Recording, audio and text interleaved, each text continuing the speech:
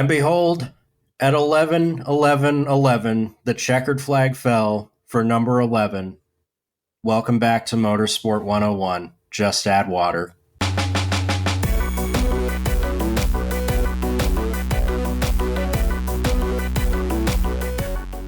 Who knew all we needed to actually make Singapore a more boring shit show, arguably, was just add water. Who knew? Welcome to episode 401 of Motorsport 101. The fifth chapter of hundreds starts off with the Singapore Grand Prix. 401, and it's quite the milestone. Hope everybody enjoyed episode 400. I know we certainly did back in December, but hey, it counts. It counts. But hope you guys enjoyed that. But yeah, in this episode, we're going to be talking all about the Singapore Grand Prix and, well, everything other than the Singapore Grand Prix, because this race was kind of the sideshow. You know, this was there was a lot to talk about off the track as well as on the track this weekend.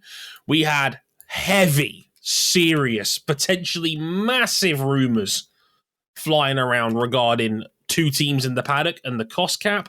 We'll be talking about our favorite subject, stewarding.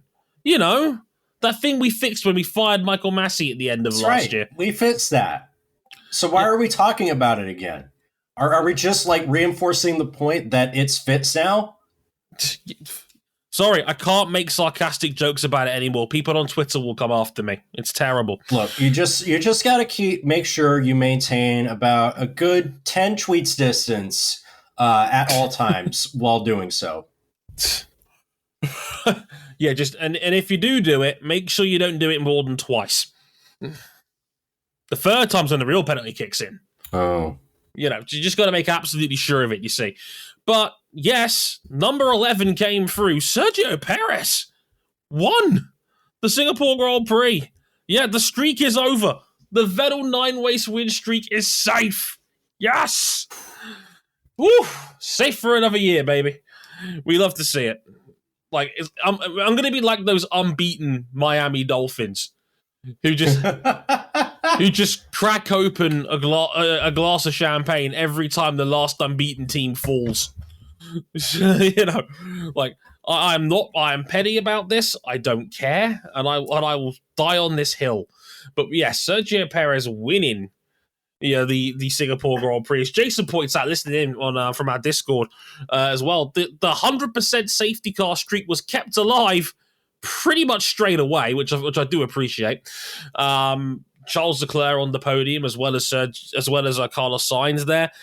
When was the last time as well that we had the two best drivers in the world look so mid? We're going to talk about that because that was the other big takeaway. Other than a very, very impressive and at points controversial victory for one Sergio Perez. Mm-hmm. We're talking all about that and how we got to set points. We'll be talking about the potentially huge news that Red Bull and Aston Martin may or may not have broken the cost cap. Huge story and based in rumor, but it's been picked up by pretty much every major platform in the land. So naturally, we're going to talk about it because it could have very, very serious ramifications, and potentially what could come about as a result of that one. And we'll be talking about Singapore's general shithousery, because who knew that this track would be so goddamn treacherous if you just added just a little bit of rain. Like, the big stuff we can take care of, but the little bit, the stuff that kept the track wet for so long could cause such carnage. This was a terrible, terrible day for the East Asian contingent on the grid. Terrible day for Williams. But there are people that had good days that we want to talk about. Oh, yeah, we'll get through the ups and downs of all of that. Oh, by the way, forgot to mention, it's just the two of us here. It's me and RJ O'Connell. It's a cozy edition. We're on the couch again. RJ got the butter popcorn. He's a good sport like that. Now, how did you know that that's what I was having a snack on before we started recording? We share the same brain cell, O'Connell. It's just one of these things. We're just gonna have to get used to it. Maybe I should just leave my microphone closed in the Discord calls before we start recording while I'm having snacks. I have no idea what you're talking about. Shall I tell them where they can find us in the meantime while you hide Go the ahead and popcorn? do that. Good idea. We're on youtube.com/motorsport101. We're on Facebook, same slash. We're on Twitter at motorsport_101. And if you'd like to follow our personal handles, you can at Harrison101HD and RJ O'Connell. We're also going to have Cam on the episode 402 to talk about MotoGP in Thailand. Miggy, Rain God, etc., etc. That'll be on 402, but you can follow him at cbuckley917. You can catch all of our content on our website, motorsport101.com, including written reviews of both this weekend and, as mentioned, MotoGP in Thailand as well. And yeah, if you really like us, you can back us financially on Patreon, patreon.com/motorsport101. $5 gets you early access to all of our episodes before they go live to the public, and access to our Discord server where you can listen to these episodes live as they're being recorded. Because I love that. And because I love to see how the sausage is made. Exactly. Just two of us sharing the same brain cell, talking about things left behind at Talladega this past weekend. As you do, including torn couches, TVs, and wheelchairs. I do agree with Bozy Tatarovich's assessment that this thread is made every year to try and shame people into picking up their stuff after themselves after they leave the track. Oh, of course it is. I mean, who just leaves behind couches like that? I mean, they look ratty, but they're still usable for their basic functions. Right. Unless you just don't want to bring them with you anymore, in which case, whatever. Just find a better place to throw that stuff away. Yeah, use the recycling departments around you. If you can afford to bring an RV down to a NASCAR weekend, you can find a responsible place to recycle your old shit. At least that's how I see it anyway. Should we talk about Singapore, RJ? Yeah, let's do it. Yeah, let's talk about the Singapore Grand Prix and everything else that came through.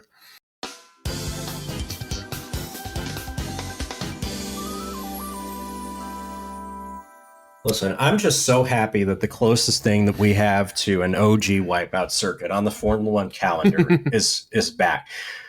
I mean, other than Jeddah, but that feels more like a wipeout circuit in the way that it's designed. You know, way too fast and claustrophobic with no runoff whatsoever. Odessa Keys. We're not here for that. Oh, dear. Right. This one really didn't go by the form book. No, it didn't. Max's win streak is over, but we went through an awful lot to get to that point. Sergio Perez took the lead 5 seconds in with a brilliant second phase off his launch, and then would hold off Charles pretty much all the way through, including the late assault on slick tires. But he won ultimately convincingly ahead of both Ferraris, Charles Leclerc and Carlos Sainz. But we didn't actually get the official result until 2 hours later, when Sergio was called to the stewards for 3 separate counts. 3, count them, of 3 counts of not being within 10 car lengths of the safety car. This was during 2 of the safety cars we had over the course of the race. I believe one of them was lap 10 and the other one was back towards the end of the race. And the second safety car, he did it twice, where he was more than 10 car lengths back. This was a strange one. He received a reprimand for the first offense, a warning in race from race director Eduardo Freitas for the second incident, and then the third incident he was given a 5-second time penalty for. But because he went over the line ahead by 7.5 seconds, Perez got to keep the win. Controversial, to say the least. So, yeah. What did we make of Sergio Perez's win and the stewarding around it, RJ? Before we talk about the stewarding, this was also a weird race where it just pissed it down all weekend. We had a delayed start because of thunderstorms. We had a race that went to the time limit because of the incidents. And 2 hours. Then, yeah, we hit the 2-hour limit. Sergio Perez, look, man, I know he's not fighting Max Verstappen like Nico Rosberg used to do with Lewis Hamilton for a while, but he's been holding up his end of the deal for Red Bull Racing this season. I'm tired of it being said that he hasn't been after he signed that new contract. He's had some rough patches, but I mean, he's not out here costing Red Bull the Constructors' Championship every single weekend. And this was a race that reminds you that on his day, he is in top form. Like, this was arguably the best drive of his career, and he's had some good ones, like the breakout party in Malaysia 2012 that almost culminated his first win, but it didn't, to that miraculous charge to get that first win and secure with his career on the line. And there have been some good ones. He's won Monaco, but this one was his best. I think it's fair to say. And I had a look at I caught up with some of the post-race show. Counselor Sam Collins broke it down on the telestrator. Some of the instances have been dropping behind the safety car. First and foremost, we need to like explore the buried lead here that cars are much longer now. Yeah. And 10 car lengths back then may not be 10 car lengths now. Who's to say? I didn't have a huge issue, and I know Lewis Hamilton was none too pleased with how the restarts were going, but he was also just having a really bad day. I didn't see an egregiously huge... I didn't find it so egregious to the point that they needed to overturn the result. Though I do think it was kind of silly that we had another instance where, just like Austria that one year where Verstappen and Leclerc pushed each other off at the corner and we were waiting like several hours to figure out who actually won that race. Yeah. That's never ideal. No. Look, and I know a friend of mine, Jess McFadden, over at the Motorsport Network and Auto Sports Digital Content, said that, we shouldn't have these sorts of stewards meetings where the driver is called in. Look, I don't think you can go that far with it personally, because you need to ask the driver. There could be some mitigating circumstances that could have played a role in what they did. So, I don't like the fact this took 2 hours to come to a decision for. I think that just seemed unnecessary. When the checker flag already waved at like 45 minutes to midnight. Everybody's cranky. It's late. Yeah, it was about 1:15 in the morning on Monday morning, Singapore time. when they had the press release regarding his punishment. And look, I've seen people clapped first time with a lot harsher punishment for being more than 10 cars. I think Sebastian Vettel got hit with that back in 2010. I think it was Hungary was the year where he was caught being 10 lengths back, and then he got a 5-second time penalty immediately. So I don't know how I think Perez has had a very lucky escape to essentially commit the same offense 3 times and only get 1 5-second time penalty. But at the same time, again, he was warned during the race for the second incident.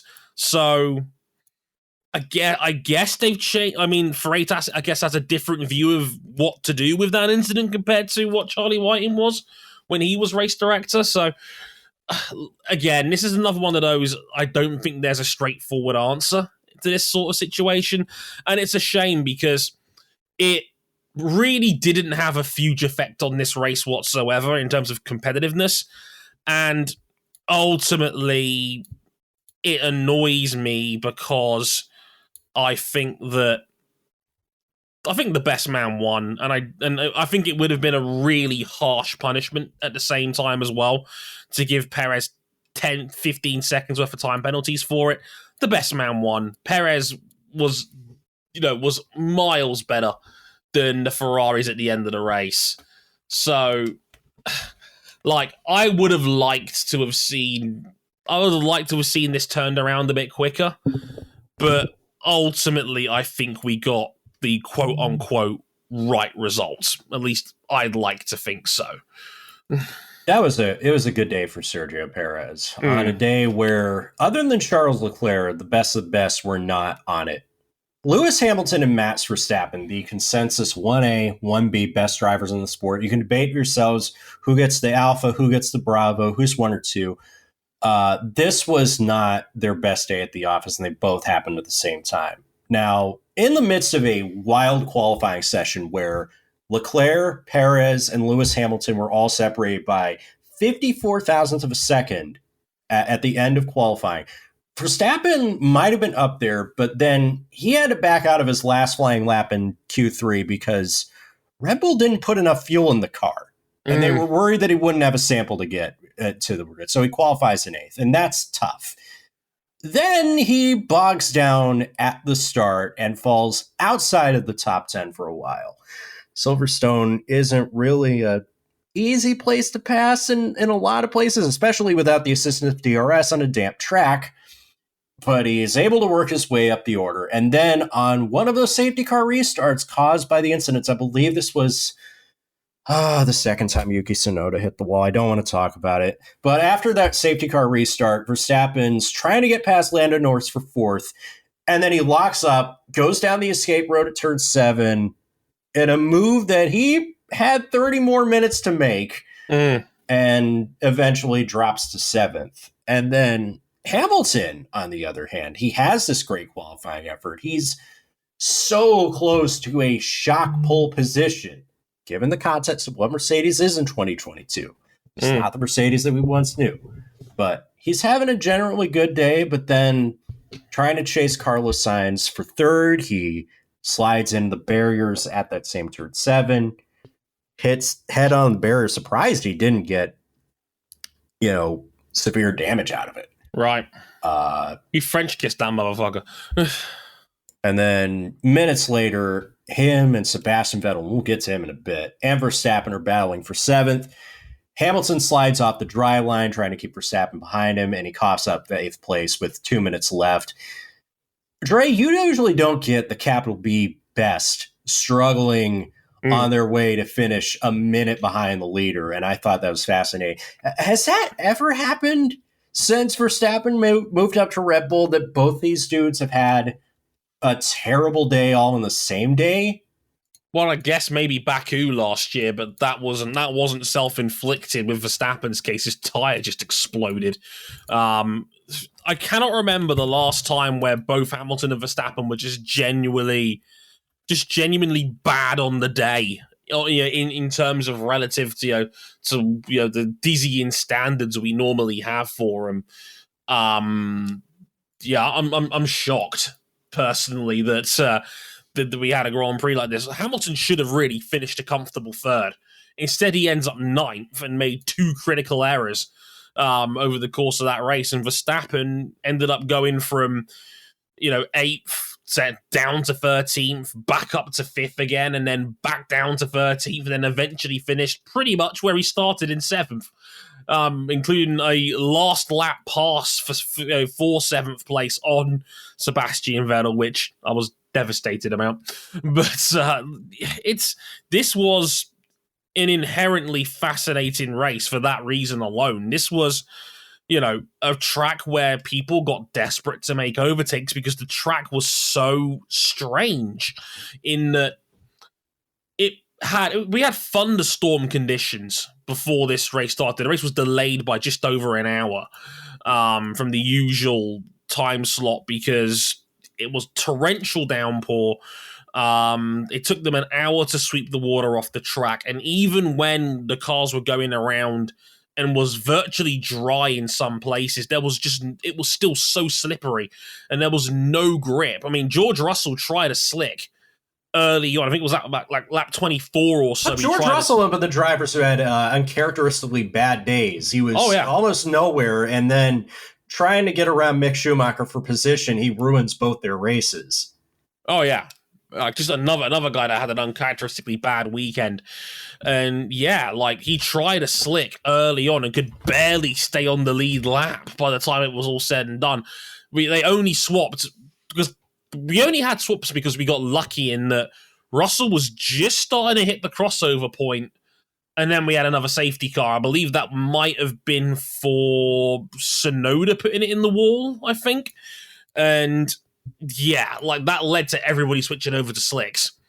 The timing was just perfect on that one, but yeah, it was wild. Like Singapore in slippery conditions just brought out the worst in quite a few drivers. We had Nicholas Latifi essentially crunch Zhou Guanyu into the wall. Oh, We had like Hamilton and Verstappen both locking up and going in, and going down the escape road, another in the wall. Sonoda put it in the wall.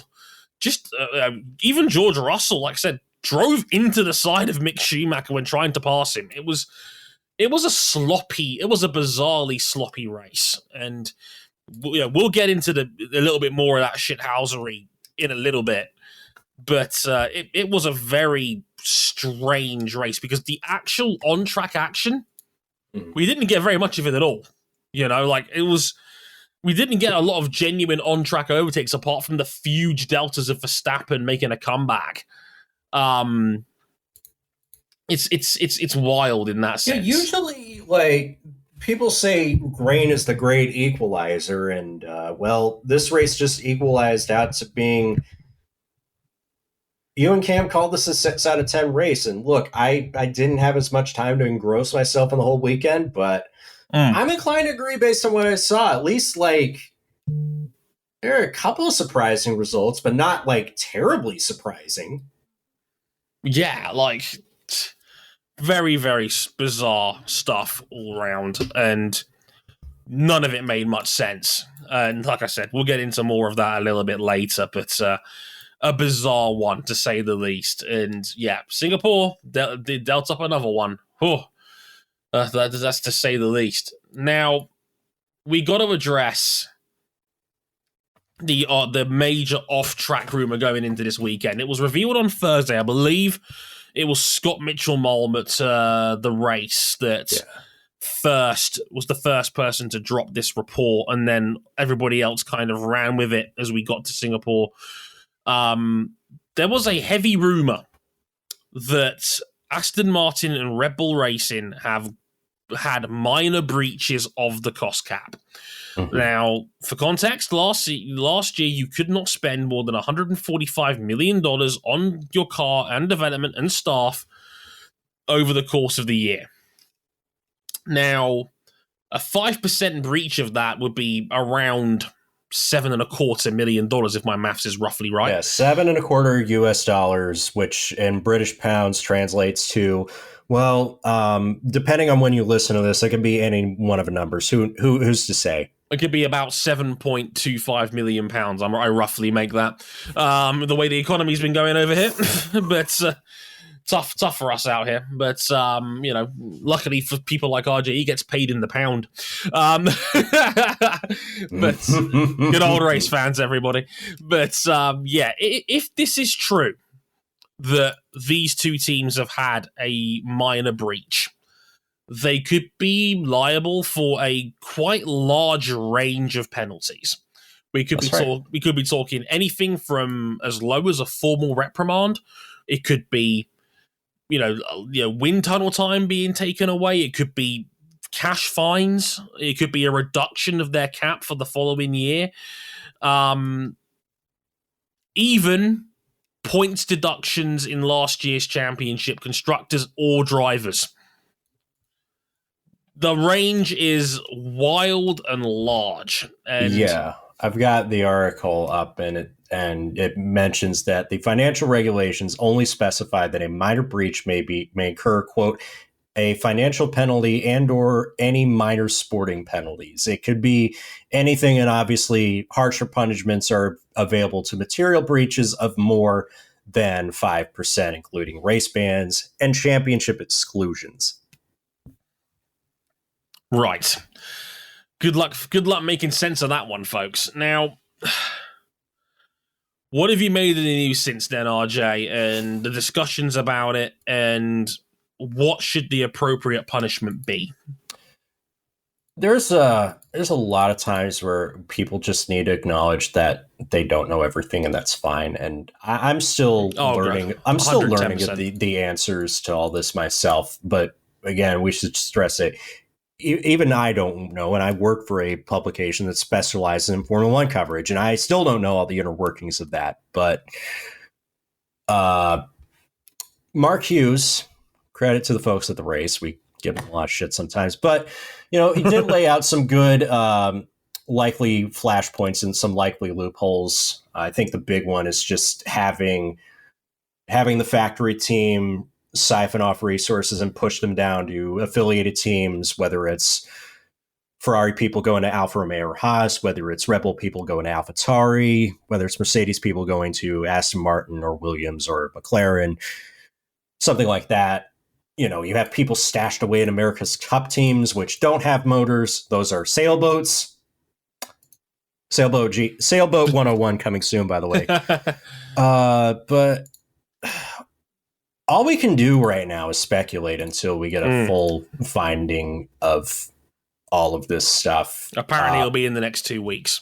That's right. So maybe by the time you listen to this, but as it stands, Mattia Binotto and Toto Wolff are entitled to feel like any expenditures, even if they are quote unquote minor by the financial regulations, are worth going to war over, because they're going to feel like Red Bull just took advantage and took a little bit off the top more than what they should have if they feel like if they play by the rules. And Horner is, of course, entitled to feel like everybody should stop being fixated on how big or how small the lining of his pockets are. I believe a young Bomani Jones would have described such people as meat peepers early in his career.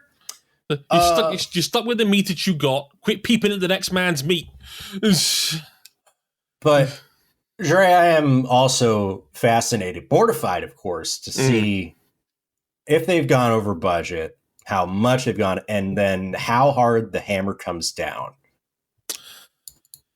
And this is it. I mean, I saw former Red Bull employee turned social media influencer Dan, aka Engine Mode 11, who did 6 years with that team, talk passionately about how disappointed he would be if it turns out they did break this rule, because many of his friends were laid off at Red Bull Racing to fit under this cap. Toto Wolff made that point as well during the course of the weekend, that we're using used parts, we're not doing things the way we should do. We had to lay off like 40 people to make this work. This is a big deal. Like, this is not just F1 politics. This is a genuine cataclysmic sort of potential rule break. This is the biggest shakeup to the way this sport's been regulated since I can remember. Since the first Concord Agreement in 81, arguably. Yeah, like telling teams, no, you can only spend this much is a huge deal. It's got huge ramifications. And if Red Bull broke the limit for what this is, then that could have a knock-on effect on this year's car, next year's car, etc., because they're all resources and they all count towards the end product that you have now.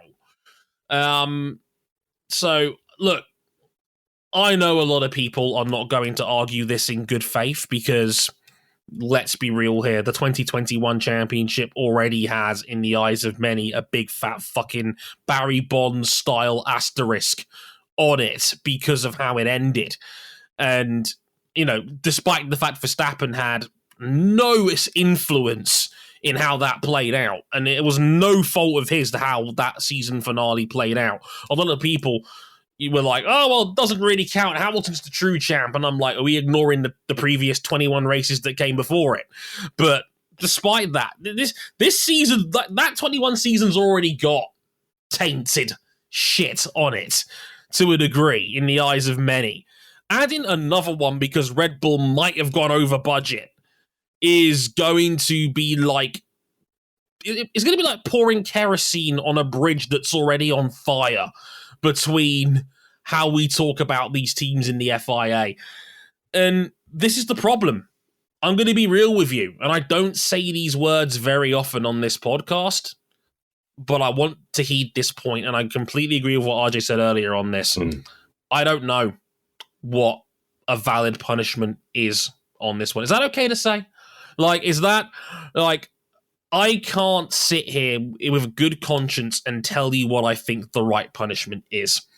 Like, Because my logic going into this was you have to set a strong precedent, because there's going to be a bunch of teams that are going to look at this situation and are now going to go, well, this rule is now on trial. Is this rule going to be worth breaking in the future or not? Because if the precedent's been set for a minor breach or a minor excursion over the limit, and say they get fined the difference, or they get fined like X millions of dollars, there are teams that are going to be sitting there thinking, yeah, we can break this. We can afford to go over this cap if this is what the punishment is going to be. And if that happens, it gets to the point where the whole cap becomes a farce. Because you're going to have teams that are going to break it reasonably if it gets them an extra championship. They're just going to treat it like the luxury tax in baseball or something. Yeah, like the NBA, who the really rich team owners, which is weird to say about NBA teams and whatnot, but the guys who really, really want to win, the guys that, are prepared to dip into the luxury tax will just keep on winning, because they are more than prepared to pay their quote unquote tax, whatever this punishment may or may not be regarding this maybe potential rule break. And they'll say, you know what, it's worth it.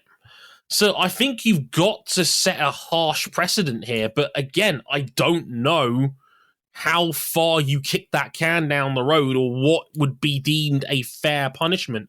And I don't envy the FIA. They are in an impossible situation here. If this turns out to be true, where the hell do you draw the line on this? I just find it very funny that these are two clear-cut instances emerging this weekend where we could have had Ferrari International Assistance TM that card played, and it just hasn't been. No. Because the FIA came out of a statement saying, actually, there's been an unusual amount of media conjecture, and we don't listen to any of that shit, which I thought was quite funny. So again, all we can do is speculate. All we can do is sometimes people speculate in bad faith. We've talked about it almost to a sickening degree on this podcast. Yeah, and this happens every time it's a major story, and it happens particularly more when it's one of the big two involved, whether it's Hamilton or Verstappen. I mean, the jewelry saga came up again briefly this weekend because Hamilton put his nose stud back in, and people were prepared to point shotguns at the FIA until they all realized, nope, the doctor said he should put it back in. And I was like, okay, end of story. Cool. Then back to the racing, because we were waiting to dogpile the FIA for that one, and it was like, oh no, actually, common sense prevailed on this one. Funny that. That horrible rule that Lewis Hamilton has faced no formal discipline for. I know it's a dreadful time, but this is the problem. You go too soft, and people will break this rule because they can. If you go too hard, you could potentially further damage the integrity of your sport by changing who wins a championship 10 months after the fact. It's a sporting farce that would get mainstream media attention, and no one wins in those sorts of scenarios. So what the hell? If you're the FAO, I don't know how the hell you do it. I mean, personally, having seen what they did with Spygate, I don't think they're going to start taking drivers' points off Max Verstappen. I think Verstappen will keep his championship no matter what. Because my logic is, yes, Max benefited from Red Bull's cheating, but Max was an innocent bystander in all of this. I don't think they'll take drivers' championship points away. It's like going back 15 years ago. Yes, Fernando Alonso benefited immensely from his teammate being told to crash the car, but also he's not orchestrating the plan. You can't really just void that win as much as some people want to. And he can't just give it to Hamilton either, because, well, Hamilton didn't win on paper. I think, and I agree with Jason in the chat, if there is going to be a deduction, it'll be the constructors table. Yeah. That makes a lot more sense. That wouldn't even, it wouldn't change the results anyway. I feel and I also feel if they hit the hammer down on Red Bull, Man City had had a similar thing happen to them. They got some of their toys taken away until the Court of Arbitration of Sports said, actually, no, they can keep those toys.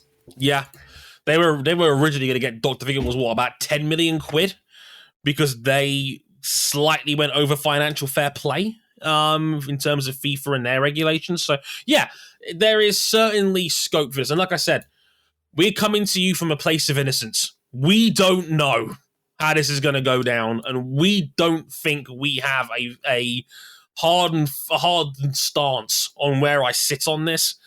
I think we should just have to wait and see how this plays out. But final point. I will say I would be stunned silent. Like the day that Nico Rosberg just suddenly announced his retirement, I would be stunned in a paralysis if they took Verstappen's title away like that. Indeed. I think it would be incredibly harsh, and I think it would give us more answers or questions than answers, I should say, is the phrase I was looking for there, regarding how this all plays out if that was a thing. But we'll have to wait and see. We can only hope. Also, one final note, Aston Martin might have broken the cap in a year where they went from 4th to 7th in the constructors. That's hilarious. Aston Martin, who torpedoed the hypercar regulations just to leave, then took their GT racing program with them to go enter F1 and be worse with money than they were without money. But we're going to turn this around for them. You Aston Martin faithful, I know you're listening out there. Oh, yeah. I know you're about to reach for that button and hit next, but we're going to talk about some of our favorite acts of shithousery in this race. And Aston Martin, as funny as the prospect is of them going over budget to get worse, let's give them their due credit for maximizing the weekend. Lance Stroll finished 6th. Oh, yeah. Sebastian Vettel finished 8th, and it could have been 7th all the way until the clock hit 0 before the checkered flag when Verstappen got past him on the last lap.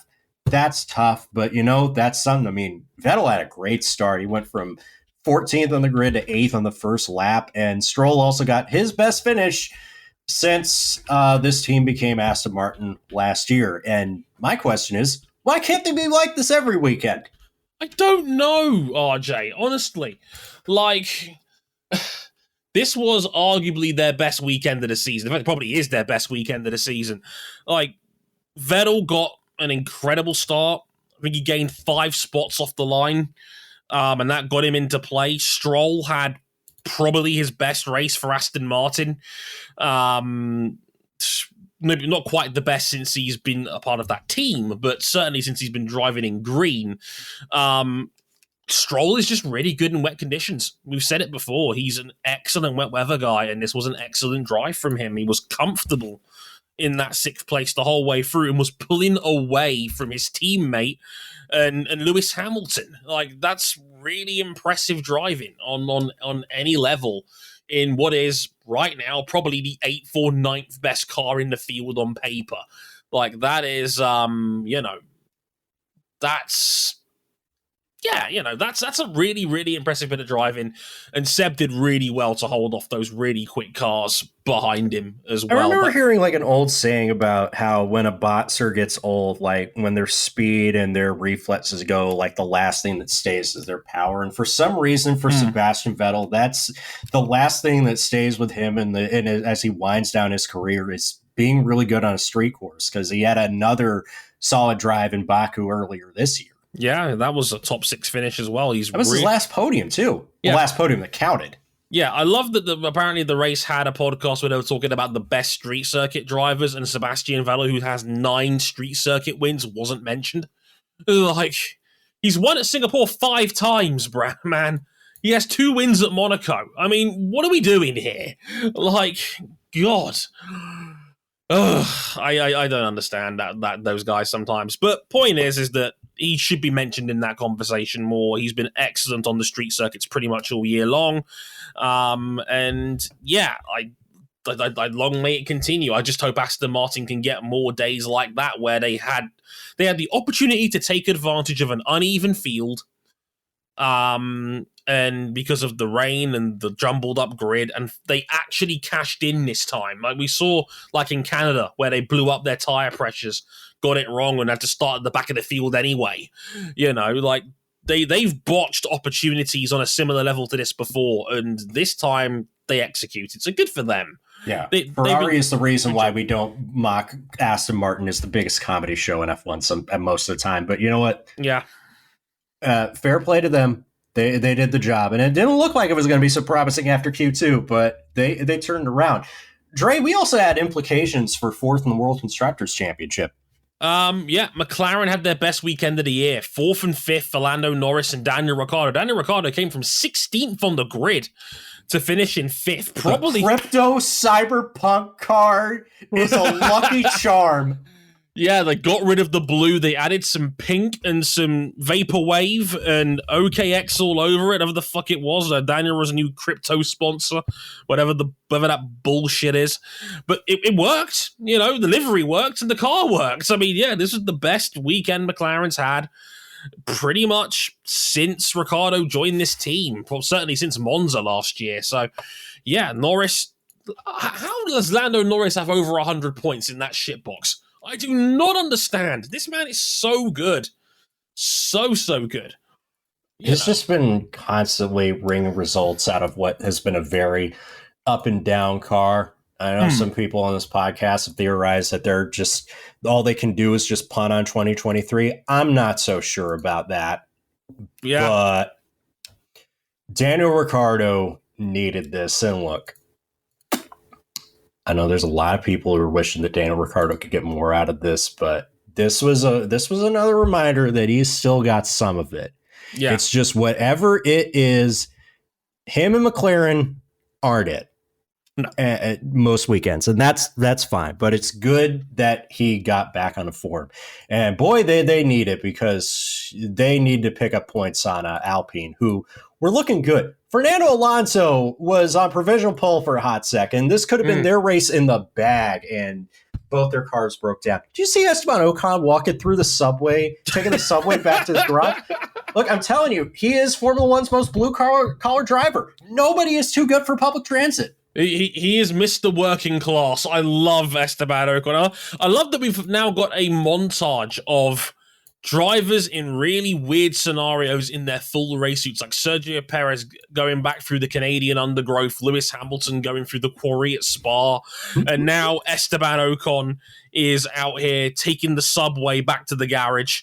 What a time to be alive. I mean, Ocon had a horrible weekend. He qualified down in 17th and then was coming up through the field, and then his engine literally explodes. The whole thing, it was a classic V10 era blowout. I mean, holy shit. The whole thing went up in smoke. And yeah, spectacular, as we say, Kerbal Wellenlager in terms of just a huge goddamn blow up. Horrible for him. And Alonso in his 350th Grand Prix this weekend. He set the record. Yeah, he's the first. He's the first Formula One driver to ever have 350 starts, and yeah, the whole thing again went up in smoke. Like Alonso said today that he reckons he's left 60 points on the table purely through reliability, and I can't argue with him. Really, he's had wretched luck the entire season, and their reliability is the only thing that's stopping Alpine from completely shutting down this fight for fourth. Yeah. They're letting them back in with this bullshit. So, if it wasn't for these Fabergé power plants, they'd be fourth by a mile, and they'd have more customer teams. Pretty much. It's tragic. It really is, and I hate it. But here we are. One other thing that I hate before we get out of town is that it's seeming like the W Series is on Financial Times. There was a big piece in the Telegraph saying that they're about £7 million in debt, that they've had to scale back their crew to travel to Singapore. A lot was made about that. A lot of worries that if they're going to be able to finish out their season or not. We don't know if they are, and I hate that. I hate that. It's seeming like a lot of stuff has gone down behind the scenes that are not becoming of what a series should be. And I hate that it's going to put a lot of talented women racers potentially. There's a risk that they could be out of the sport because of this. When this series helped get them people like Alice Powell and Emma Kovalainen back into it. And look, Jamie Chadwick's going to be a 3-time series champion by the time this is all said and done. She's had her Indy Lights testing opportunities. I'm less worried about her, and it's not because of that terrible, terrible interview that she gave back in July. It's that she's got seemingly a nice landing spot lined up there's a lot of other drivers in that series that don't, and I'm worried for them. Hopefully they get to finish out a proper season in the United States in a couple weeks' time. Yeah, fingers crossed. I mean, look, we've been critical of the W Series on this network. I'm not going to bait and switch and sit on a throne of hypocrisy by saying that I was the biggest fan of this series. I wasn't. And I'm not going to sit here and, suddenly reverse course and say, yeah, this is wonderful. I hope it survives. But there's a lot of people in that medium level of the W Series that are just getting a nice check to make a living off of what they're doing, as opposed to, maybe using it to finance something greater. And look, I don't think this was the best way to help get women up the ladder. I think you need to be looking more at schools and at a grassroots level, but there's still a lot of people that are going to miss out on good money, good opportunities, and places in other series as a result of this series potentially going away. And that would suck for a lot of people. Now, I've already heard of people that have been laid off, people that were told basically to stay at home because they couldn't afford to get everybody out to Singapore this weekend for what this was, which is just shit for anybody. And I don't wish that on anybody. No, and yeah, I wish everyone involved in the W Series the best. I hope they can find a way to stay on their feet at least till the end of the season. From what I've heard, it's more of a cash flow problem. They owe a lot of creditors a lot of money in different places, and that's the biggest issue. I mean, Companies House themselves have said, look, for a startup, this is not an unusual amount of debt. It's just that they ain't got cash. Apparently a deal they had signed off had fallen through, and that's now got the series living hand to mouth, and that sucks. Cash flow problems can fuck any business over, no matter how much money you're making or not making. So yeah, I just sincerely hope that everybody involved can land on their feet, and that they can find a way to keep the wheels turning. Like I said, at least till the end of the season, at least, so they can pay everybody involved, get everybody their prize money that they've busted their ass for, and just go from there. And yeah, I know it wouldn't take an awful lot to save this series. And look, like I said, I'm not going to pretend like I've not been critical of this part of the ladder, but it's better than any of the other alternatives that we've got right now. So let's get behind it and hope that we can do enough to give some of these talented women a chance. Oh, yeah. More than anything else. The one thing that I don't want out of all this is if we do get to a point that the W Series can no longer race, that I hope that the lesson to be learned is not that, we shouldn't try. Right. And that's the Maybe point. It just needs a rethink. But we're going to Japan next week, and our East Asian rounds are back on the calendar. Nature is healing. Yay. We're going back to Honda's home track, and it's the second championship point for Max Verstappen to clinch on Honda's home track a year after they've officially pulled out of full-scale F1 opportunities. That's tough. Yeah, I'll keep the math simple. Win and fastest lap guarantees the title for Verstappen. He needs to outscore Leclerc by 8 to win the title this weekend at Japan, and that's probably the most likely and easiest way of that to happen. If he wins and gets fastest lap, it doesn't matter what Charles Leclerc does, Verstappen leaves Japan as a 2-time Formula One world champion. But another good news, it's Japan! Who doesn't love Suzuka? It's great to be back. I love Suzuka. I want to go to this. I've been in the track before, but I've never been for Grand Prix weekend, and it looks like it's a fun time. It does. I really, and look, it's one of the few races I'm genuinely excited to get up early for to watch in the UK because it's a 6 a.m. start here. And I don't care because I love Japan. So, yeah, really looking forward to that one and seeing how that plays out. But, yeah, Japanese Grand Prix this weekend as a back-to-back in Formula One. Next episode, as mentioned, MotoGP in Thailand. A race that very nearly didn't happen. Thunderstorms, torrential downpours, and Miguel Oliveira, again, another huge dub for the sport's new undisputed Rainmaster. I'll be joined by Cam Buckley to talk over that one in another Bike Live soft reboot later on this weekend. But yeah, like I said, Formula One back in Japan this weekend. Places you can find us one more time: YouTube, Facebook.com/Motorsport101, Twitter, Motorsport_101, RJ O'Connell to follow him on Twitter, at Harrison101HD for me, Motorsport101 Pod on Instagram, our website, Motorsport101.com, and our Patreon page if you want to back us financially on there, Patreon.com/Motorsport101. Thanks to Jason in the audience for listening in and helping us out. Much appreciated. Until next time, I've been Dre Harrison. He's been RJ O'Connell. Until then, sayonara. Later, y'all.